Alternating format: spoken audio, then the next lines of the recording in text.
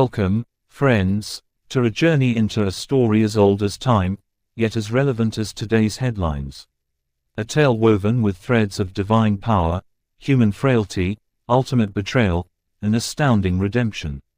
For the next hour, we are going to immerse ourselves fully in the life of a man whose name echoes through the ages as a symbol of immense, unparalleled strength. Not just any strength, but strength bestowed by the very hand of God. We are speaking, of course, of Samson, the mightiest warrior, the most enigmatic judge, and perhaps one of the most tragic figures in the entire biblical narrative. Prepare to delve beyond the Sunday school simplified version, to explore the complexities of his character, the profound implications of his choices, and the unwavering purpose of a God who works even through our deepest imperfections. This isn't just a story about a strong man, it's a profound look at the nature of power, the perils of temptation, the consequences of compromise, and the incredible grace that can lift us even from the lowest depths. So, find a comfortable spot, perhaps grab a warm drink, and let us journey together into the land of ancient Israel, to witness the life of Samson, the strongest man. Our story begins not with Samson himself, but with the desperate longing of a couple in a small town named Zorah, nestled in the hill country of Dan. The names were Manoah and his wife, and they faced a sorrow that haunted many families in those ancient times, the barrenness of the womb. Day after day, year after year, the ache of an empty nursery, the quiet shame of not bearing children, particularly a son, weighed heavily upon them. In a society where legacy and lineage were everything, their inability to conceive was not just a personal heartache, but a societal burden. They prayed, no doubt, with fervor and despair, for a miracle. But let's set the stage a little more broadly. This was a dark period for Israel. The book of Judges, where Samson's story is found, is a cycle of disobedience and deliverance. Again and again, the people would stray from God, fall into idolatry, worship the gods of the surrounding nations, Baal, Ashtoreth, Dagon, and then, God would allow an oppressive enemy to rise up and afflict them. In their suffering, they would cry out to the Lord, and in His infinite mercy, He would raise up a deliverer, a judge, to rescue them. Then, for a time, there would be peace, until the cycle began anew. At this particular juncture, the Philistines, a powerful, technologically advanced, and militarily formidable people, had Israel firmly under their thumb. For 40 long, arduous years, the Philistines had dominated the Israelites, exacting tribute, controlling trade, and stifling their very spirit. Imagine living under the constant shadow of an oppressor, your land occupied, your people subjugated, your hopes for freedom dwindling with each passing day. The air was thick with the dust of foreign sandals, the clang of Philistine armor, and the silent despair of a nation that had forgotten its God. A deliverer was sorely needed, and it was into this atmosphere of oppression and quiet desperation that the divine promise arrived. One day, as Manoah's wife sat perhaps reflecting on her sorrow, or tending to her daily chores, a figure of unimaginable radiance appeared before her. This was no ordinary man, this was an angel, a messenger of the Lord, imbued with the very glory of heaven. His presence alone must have been overwhelming, a blinding light in her otherwise shadowed life. The angel's message was startling, utterly beyond her wildest dreams. "Behold," he declared, "you are barren and have borne no children, but you shall conceive and bear a son." Can you imagine the shock, the wave of disbelief mixed with an overwhelming surge of hope? After years of longing, of unanswered prayers, of silent tears, this news must have felt too good to be true.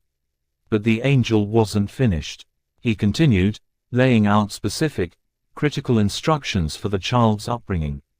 "Therefore be careful and drink no wine or strong drink, and eat nothing unclean, for behold, you shall conceive and bear a son. And no razor shall come upon his head, for the child shall be a Nazirite to God from the womb, and he shall begin to save Israel from the hand of the Philistines." This was astonishing. Not only was a son promised, but this son was to be set apart, consecrated to God from birth, under a Nazirite vow. For those unfamiliar, The Nazirite vow was a special commitment to God, taken voluntarily by either men or women, for a specified period, or sometimes for life. It involved 3 key prohibitions: abstaining from all grape products, wine, vinegar, fresh or dried grapes, avoiding cutting one's hair, and steering clear of any contact with dead bodies. These restrictions symbolized dedication, purity, and separation for God's service. For Samson, this vow was not a choice, it was his destiny, declared before his conception. His long, uncut hair would be the visible sign of his consecrated status, a symbol of his divine strength. And what a purpose he was given: he would begin to save Israel from the Philistines. Not fully deliver them, but initiate the process. Manoah's wife, trembling with awe and a mixture of fear and exhilaration, hurried to tell her husband. "A man of God came to me, and his appearance was like the appearance of the angel of God, very awesome.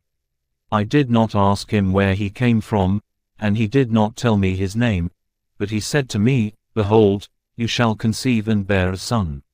So now drink no wine or strong drink nor eat anything unclean, for the child shall be a Nazirite to God from the womb to the day of his death.'"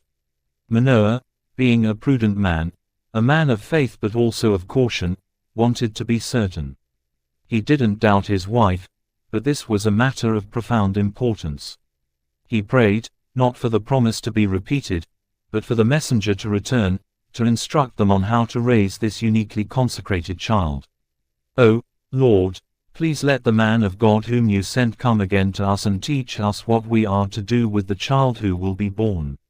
This was a prayer of parental responsibility, a desire to fulfill their sacred duty, and God, in his graciousness, answered.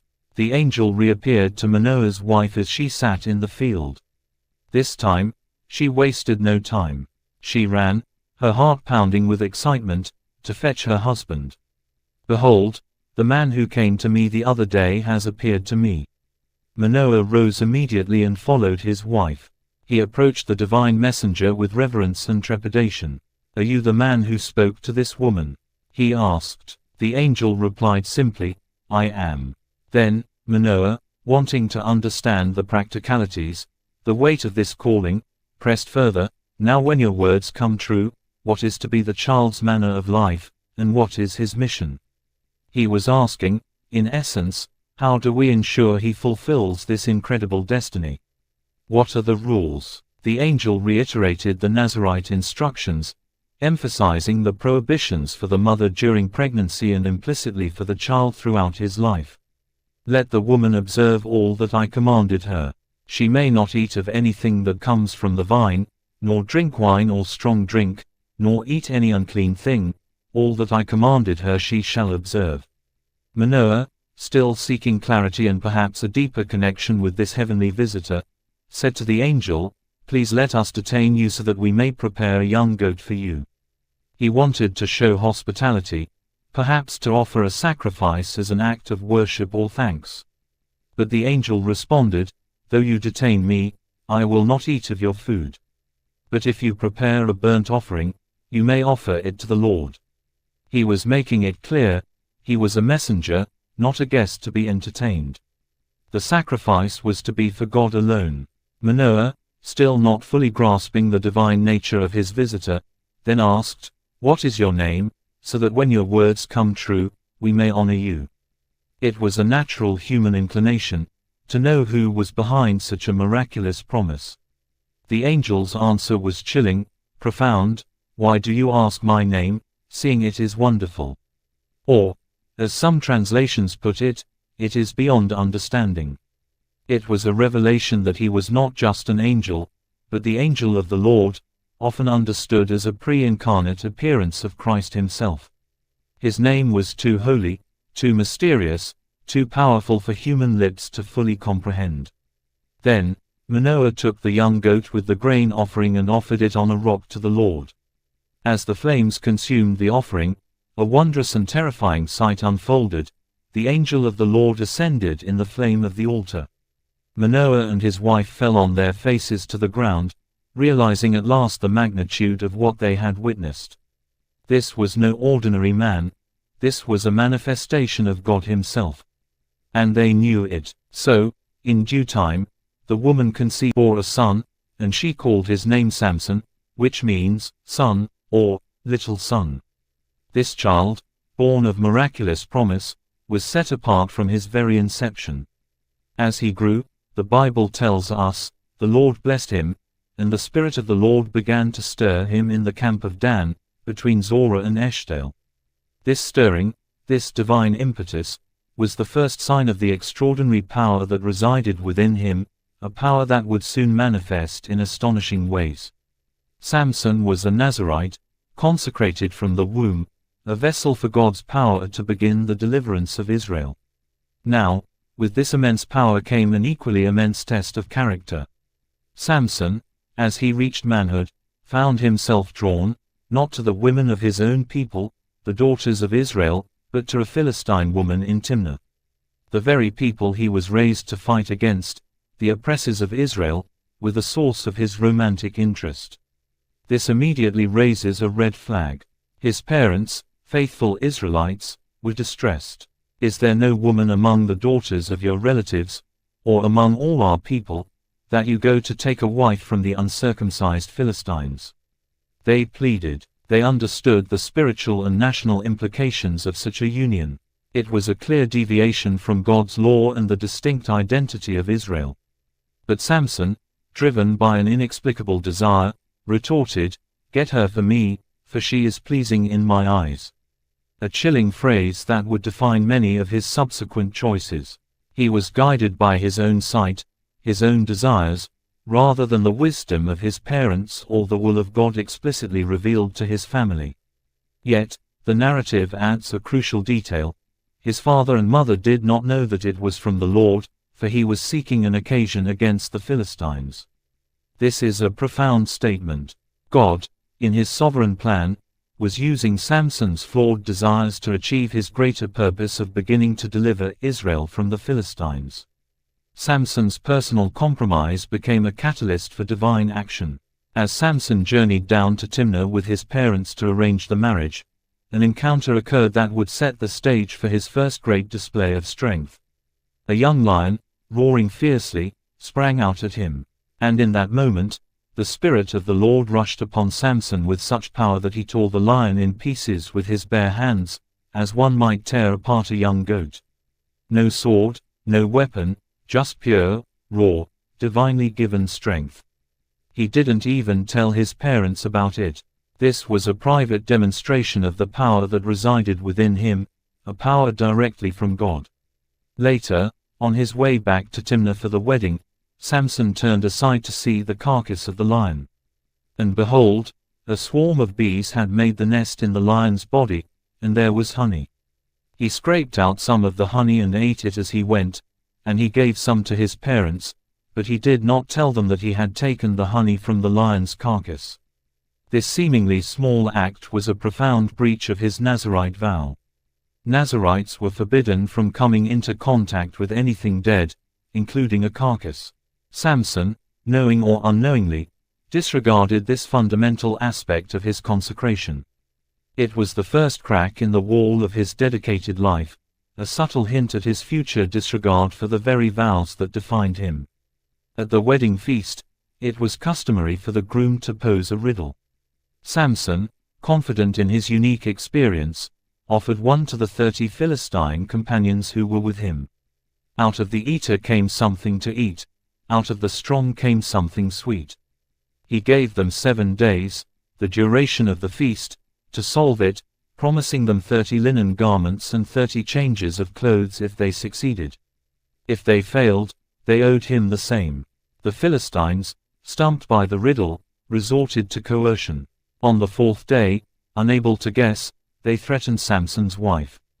"Entice your husband to tell us the riddle, lest we burn you and your father's house with fire. Have you invited us here to impoverish us?" Terrified for her life and her family, Samson's wife pleaded with him, weeping and nagging him for the answer. "You only hate me, you do not love me. You have put a riddle to my people, and you have not told me." Samson initially resisted, saying, "Behold, I have not told my father or my mother, so why should I tell you? But her incessant tears and relentless pressure wore him down. On the 7th day, just before the deadline, he finally confided the answer to her. And of course, she immediately told her countrymen. Before the sun set on the 7th day, the Philistine men approached him with the solution: what is sweeter than honey? What is stronger than a lion? Samson immediately knew how they had gotten the answer. His rage must have been palpable. If you had not plowed with my heifer, he seethed, referring to his wife's betrayal, you would not have found out my riddle. Fueled by the Spirit of the Lord, and burning with righteous anger and humiliation, Samson went down to Ashkelon, a major Philistine city. There, he struck down 30 of their men, stripped them of the garments, and gave the changes of clothes to those who had solved the riddle. Then, in his fury, he returned to his father's house, abandoning his Philistine bride. His father-in-law, assuming Samson had rejected her permanently, promptly gave her to one of Samson's former wedding companions. This act of betrayal, this blatant disregard for Samson's property, only fueled his desire for vengeance. Some time later, during the wheat harvest, Samson, his anger perhaps cooled but his resolve hardened, went to visit his wife with a young goat, hoping to reconcile. But her father refused him entry. I really thought that you utterly hated her, he explained, so I gave her to your companion. Is not her younger sister more beautiful than she? Please take her instead. Samson was incredulous. The injustice of it all, the double betrayal, was too much. This time I shall be innocent in regard to the Philistines, when I do them harm, he declared. His personal vendetta was now intertwined with his divine mission. He went out and caught 300 foxes, an incredible feat in itself, and tied them tail to tail in pairs, putting a torch between each pair of tails. Then he set the torches ablaze and let the foxes loose into the Philistine fields, burning up their standing grain, their harvested sheaves, their vineyards, and their olive groves. It was a devastating blow to the Philistine economy, a fiery act of pure destruction. The Philistines, reeling from this economic catastrophe, soon discovered who was responsible. Who has done this? They demanded. The answer came: Samson, the son-in-law of the Timnite, because he has taken his wife and given her to his companion. In a brutal act of retaliatory justice, the Philistines went up and burned Samson's former wife and her father to death. This was a consequence of Samson's actions, a grim ripple effect of his choices. Upon hearing this, Samson, his grief likely mixed with renewed fury, vowed further revenge. If this is what you do, then I will surely be avenged on you, and after that I will quit. He attacked them with fierce intensity, striking them down, hip and thigh with a great slaughter.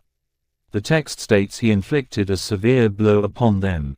After this, he retreated, going down and dwelling in the cleft of the rock of Etam, a secluded and defensible stronghold. The Philistines, desperate to apprehend this one-man army, gathered their forces and encamped in Judah, spreading out as far as Lehi. The men of Judah, fearful of Philistine retribution against them, approached Samson. "Why have you come up against us?" they asked the Philistines. The Philistines replied, "We have come up to bind Samson, to do to him as he has done to us." The men of Judah, rather than standing with the powerful deliverer, chose self-preservation. They went to the rock of Etam, 3,000 of them, and confronted Samson. "Do you not know that the Philistines are rulers over us? What then is this that you have done to us?" They were more concerned with appeasing their oppressors than supporting the divinely appointed judge. Samson answered them, "As they did to me, so have I done to them." He acknowledged the personal nature of his vengeance. The men of Judah then declared, "We have come down to bind you, that we may give you into the hand of the Philistines." Samson, ever pragmatic, made them swear an oath, "Swear to me that you will not yourselves fall upon me."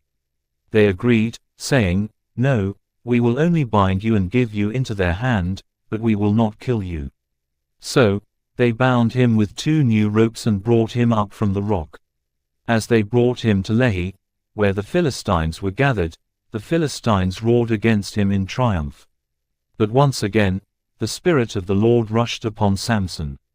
The ropes on his arms became like burnt flax, and the bonds melted from his hands. He looked around, and seeing a fresh jawbone of a donkey, still wet from the animal, he reached out, seized it, and, with this unlikely weapon, struck down 1,000 men. 1,000 men, with nothing but a donkey's jawbone. It's an almost comical image, yet terrifying in its power. After this incredible feat, Samson composed a spontaneous, triumphant poem, with the jawbone of a donkey, heaps upon heaps, with the jawbone of a donkey, I have struck down 1,000 men. He then threw away the jawbone, and that place was called Ramath Lehi, meaning, Jawbone Hill. But the exhaustion and the intense exertion left him parched. He was in desperate need of water, feeling as though he would die of thirst. He cried out to the Lord, You have granted this great deliverance by the hand of your servant, and now shall I die of thirst and fall into the hands of the uncircumcised. And God, in his mercy, split open the hollow place at Lehi, and water came out. Samson drank, and his spirit revived. That spring was called En-Hakkore, the spring of the caller, and it is there to this day. This is a crucial moment. Despite Samson's flaws, despite his impulsiveness and his pursuit of personal revenge, God still answered his cry, proving his continued faithfulness to his chosen deliverer. And Samson judged Israel for 20 years in the days of the Philistines, though the oppression continued. Samson's life was a series of incredible highs and devastating lows, a testament to divine power operating through human weakness. And his greatest weakness, time and again, proved to be his susceptibility to Philistine women. After his time as judge, he went to Gaza, another major Philistine city, a place fraught with danger. There, he saw a prostitute and went into her. This act was another clear violation of his Nazirite consecration to purity, further demonstrating his spiritual decline and disregard for his vows. The people of Gaza learned of his presence and lay in wait for him all night at the city gate, planning to kill him at dawn. They thought they had him trapped. But at midnight, Samson rose, took hold of the doors of the city gate and the 2 posts, pulled them up, bar and all, put them on his shoulders, and carried him to the top of the hill that is opposite Hebron, some 40 miles away. Imagine the sheer audacity, the incredible strength required not just to pull up massive city gates, but to carry them such a distance, uphill. It was a humiliating display of Philistine impotence and Samson's continuing, albeit misused, power. This act of defiance and raw power should have instilled deep fear in the Philistines. Yet, their arrogance and the desire to subdue Samson remained. Their next move would be far more insidious, targeting Samson's fatal flaw. He fell in love with a woman named Delilah, who lived in the valley of Sorek. We are not told if she was a Philistine, but her actions make her their willing accomplice. The lords of the Philistines, the 5 rulers of the Philistine cities, approached Delilah. They offered her an enormous sum of money, 1,100 pieces of silver from each of them, a staggering total of 5,500 pieces, if she could discover the secret of Samson's great strength and betray him into their hands. This was a king's ransom, a fortune designed to buy absolute loyalty and complete betrayal. Delilah, greedy and opportunistic, agreed. Her seductive campaign began. Day after day, she pressed Samson. Please tell me where your great strength lies, and how you might be bound, that one might subdue you. Samson, ever the trickster, played along at first, perhaps enjoying the game, or simply too enamored to see the danger. First, he told her, if they bind me with 7 fresh bowstrings that have not been dried, then I shall become weak and be like any other man. So, while he slept, Delilah brought the fresh bowstrings and bound him. Then she cried out, The Philistines are upon you, Samson. He snapped the bowstrings as easily as a thread of flax breaks when it touches fire. The Philistines, who were waiting in the next room, emerged to find him unbound. Delilah's deception was exposed, but Samson seemed oblivious to the true danger. "Behold, you have mocked me and told me lies," Delilah complained. "Please tell me how you might be bound." Samson's guard was still down. "Second," he told her, "if they bind me with new ropes that have never been used, then I shall become weak and be like any other man." Again, while he slept, Delilah bound him with new ropes. Again, she cried out, "The Philistines are upon you, Samson." And again, he snapped the ropes from his arms like threads. He broke free instantly, demonstrating his strength yet again. Delilah was frustrated, but relentless. "Until now you have mocked me and told me lies. Tell me how you might be bound." Samson, for the third time, gave her a false answer. Third, he told her, "If you weave the 7 locks of my head with the web of the loom and tighten it with the pin, then I shall become weak and be like any other man." So, while he slept, Delilah took the 7 braids of his hair, wove them into the loom, and fastened them with a pin. Then she cried out, "The Philistines are upon you, Samson." He awoke, and pulled away the loom, the pin, and the fabric with his hair, tearing it all apart. 3 times Samson had been tested, 3 times he had lied, and 3 times he had been delivered. But Delilah was tenacious, and Samson was foolishly smitten. Her methods escalated from entreaty to emotional manipulation. "How can you say, 'I love you,' when your heart is not with me? You have mocked me these 3 times, and you have not told me where your great strength lies." Day after day, she pressed him with her words and vexed him, until his soul was annoyed to death. The constant nagging, the emotional blackmail, chipped away at his resolve, slowly eroding his defenses. Finally, worn down, exhausted by her persistence, Samson broke. He told her his whole secret. "A razor has never come upon my head, for I have been a Nazirite to God from my mother's womb. If my head is shaved, then my strength will leave me, and I shall become weak and be like any other man." The truth, his sacred secret, the very essence of his consecration, was revealed. Delilah knew this time he had told her the truth, for his countenance and demeanor had changed. His words were not playful lies, but a heavy confession. She immediately sent word to the lords of the Philistines, "Come up again, for this time he has told me all that is in his heart." The Philistine lords, no doubt skeptical after previous failures, came up, bringing the massive amount of money with them. Delilah lulled Samson to sleep on her knees, a position of intimacy and vulnerability. Then she called a man to shave off the 7 locks of his head. As the razor cut through his hair, Samson's strength, the very power of God that had resided in him through his Nazirite vow, departed from him. The hair was not the source of his strength, it was the symbol of his consecration, the outward sign of his covenant with God. When he allowed that symbol to be violated, he broke his vow, and God's power, which flowed through his obedience to that vow, was withdrawn. Then Delilah cried out, "The Philistines are upon you, Samson." He awoke from his sleep and thought, "I will go out as at other times and shake myself free." He had no idea that the Lord had left him. The terrifying truth slowly dawned on him. He lunged forward, but the miraculous power was gone. He was just a man, vulnerable and exposed. The Philistines seized him immediately. In a cruel and horrifying act, they gouged out his eyes. The light of his world, the very sight that had so often led him astray, the woman, pleasing in his eyes, the prostitute in Gaza, Delilah, was extinguished. Blinded, bound in bronze chains, they took him down to Gaza, his former scene of triumph. The mighty Samson, the terror of the Philistines, was now a pathetic captive, reduced to grinding grain in the prison. It was a deeply humiliating fate for a warrior, a symbol of his complete subjugation and enslavement. While Samson was in prison, suffering and in darkness, his hair, the sign of his Nazirite vow, slowly began to grow back. This seemingly small detail carries immense symbolic weight. It suggests a glimmer of hope, a potential for renewal, a quiet act of God's grace even in his despair. It's not that his hair gave him strength, but that the growth of his hair represented the slow restoration of his consecration, a quiet turning of his heart back to God.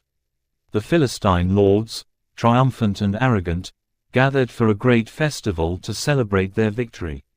They credited the god, Dagon, for delivering Samson into their hands.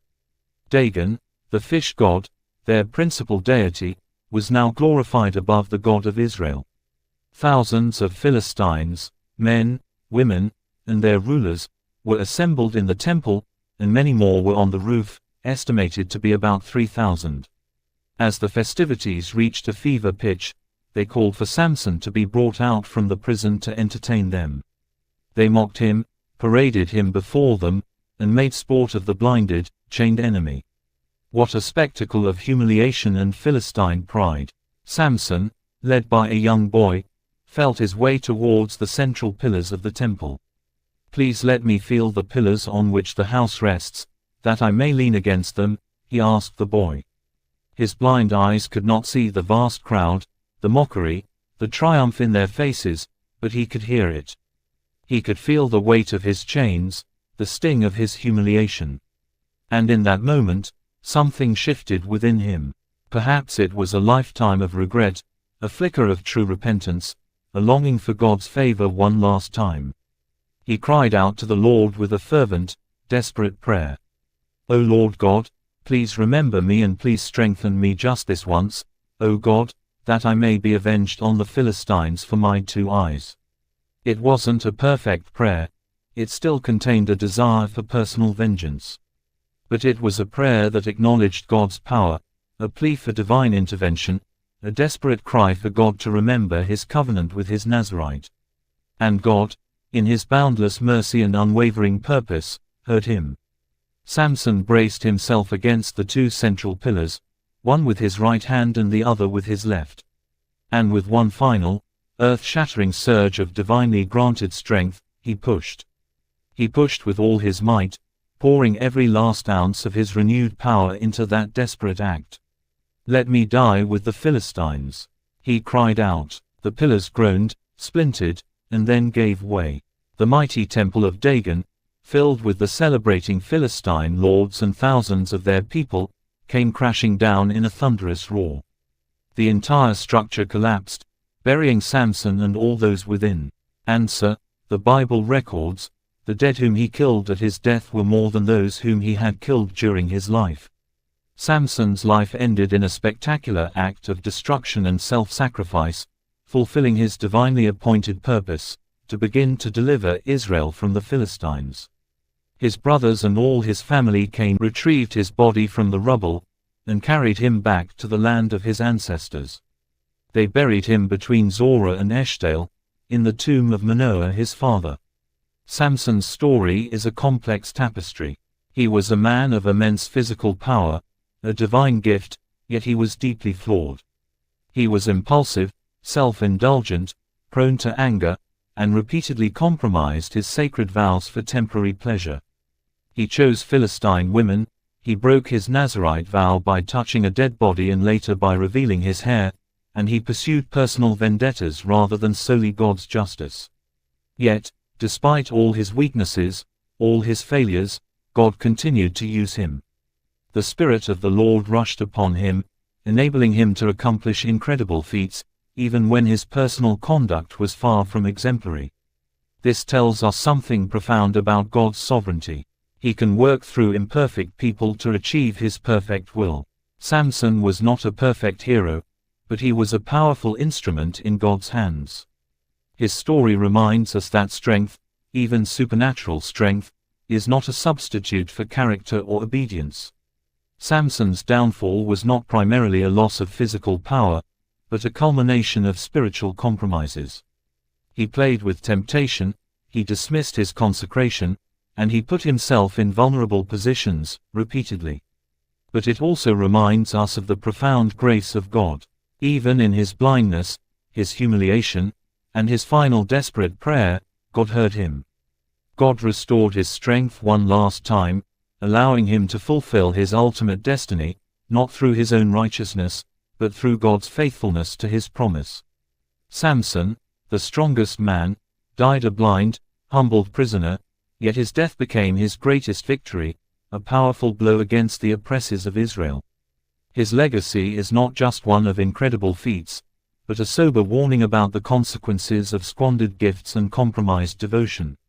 Yet, it is also a powerful testament to God's unwavering purpose, His ability to work through our failures, and His incredible mercy that can meet us even in the depths of our despair, giving us one last chance to fulfill the purpose for which we were made. The story of Samson, the strongest man, truly is a timeless epic of power, passion, and profound redemption. Thank you for joining us on this incredible journey.